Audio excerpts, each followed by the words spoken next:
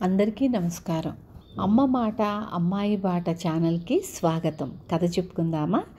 రాకుమారుడి మూగతనం.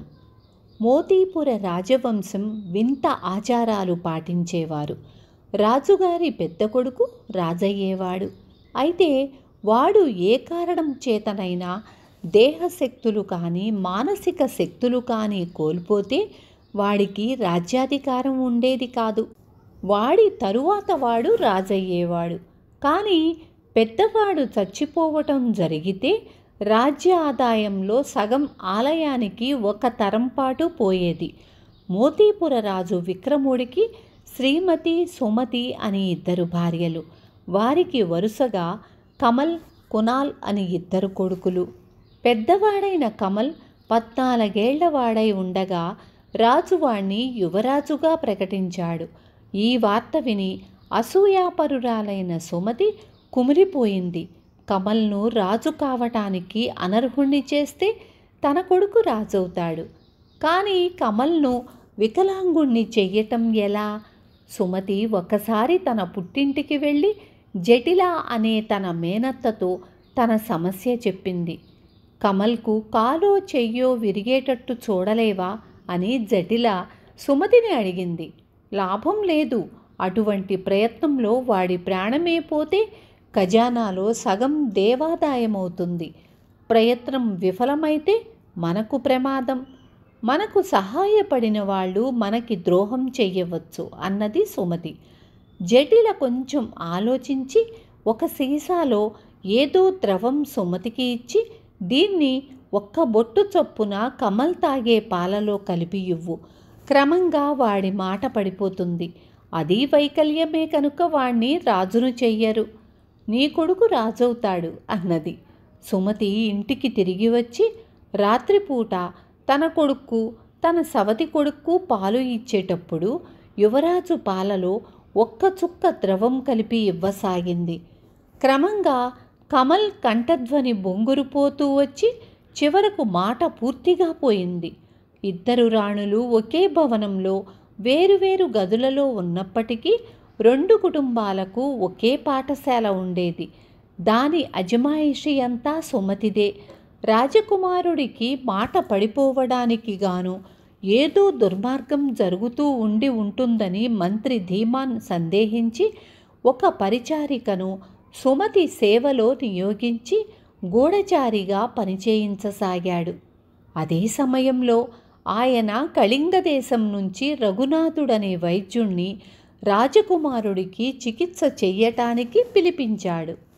రఘునాథుడు బక్కగా నల్లగా ఉండి ఏమాత్రమూ ఆకర్షణీయంగా లేకపోగా సాధారణమైన శక్తి సామర్థ్యాలు కలవాడుగా కూడా కనపడలేదు. దిగ్గజాల వంటి ఆస్థాన వైద్యులు చెయ్యలేకపోయిన చికిత్స ఈ రఘునాథుడి వల్ల అవుతుందని రాజు నమ్మలేక అతని వైద్యాన్ని నిరాకరించాడు. మంత్రి ధీమాన్కు ఏం చెయ్యటానికి పాలుపోలేదు. ఈ పరిస్థితుల్లో ఆస్థాన ఐంద్రజాలికుడు సోమనాథుడు ధీమాన్కు ఒక ఉపాయం చెప్పాడు. ధీమాన్ రఘునాథుణ్ణి రాజు వద్దకు తీసుకుపోయి, మహారాజా, ఈ రఘునాథుడు వైద్యంలో అతీత ప్రజ్ఞ కలవాడు. ఇతను తన ఔషధ ప్రభావంతో ప్రాణం లేని వాటిని సైతం పలికించగలడు. కావలిస్తే ఇతని శక్తులను స్వయంగా పరీక్షించవచ్చు అన్నాడు.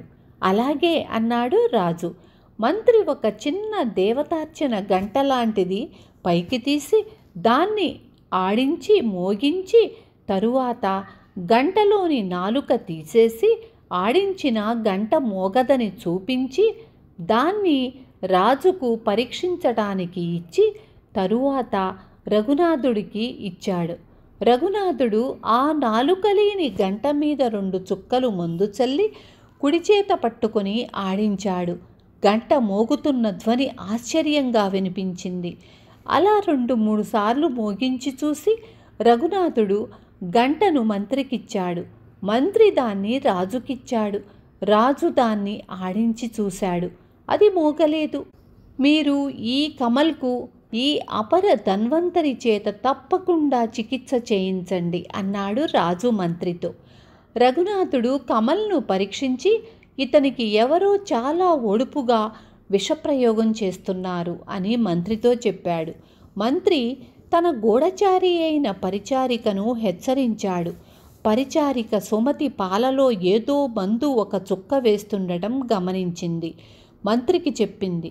మంత్రి ఆ మందు సీసాను పరిచారిక చేత రహస్యంగా తెప్పించి దాని స్థానంలో అలాంటి సీసానే ఉండేటట్టు చేశాడు. రఘునాథుడు రాకుమారుడికి చికిత్స ప్రారంభించాడు. క్రమంగా కమల్కు ధ్వనులు చేసే శక్తి, మాట్లాడే శక్తి వచ్చాయి. సుమతి అతని పాలలో చుక్కలు వేస్తూనే ఉంది, కానీ అవి ఎందుకో పనిచేయటం లేదు. కమల్ చికిత్స పూర్తి అయింది. ధీమాన్ సుమతి ద్రోహాన్ని రాజుకు చెప్పి ఆమె ఉపయోగించిన విషంగల సీసాను ఇచ్చాడు. రాజు మొదట నిర్ఘాంతపోయాడు. తరువాత అతను ఆ సీసాతో సుమతి వద్దకు వెళ్ళి ఆమె గదిలో అలాంటిదే మరో సీసా తీసి, ఇది విషం కాదు, అసలు విషం నా చేతిలో ఉంది. నువ్వు కొంతకాలంగా విషం అనుకొని కమల్ పాలలో నీళ్ల చుక్కలు వేస్తున్నావు అన్నాడు. సుమతి అమాయకంగా, మీరు అనేది నాకు అర్థం కావటం లేదు అంది. రాజు తన చేతిలోని సీసా మూత తీస్తూ, ఇందులో నుంచి ఒక్క చుక్క వేసి నీ కొడుకు చేత తాగించు అన్నాడు. తన పరిచారికగా పనిచేసిన మనిషి తన దుర్మార్గాన్ని చూసిందని తెలిసాక సుమతి నిర్దోషిగా నటించే ప్రయత్నం మారింది.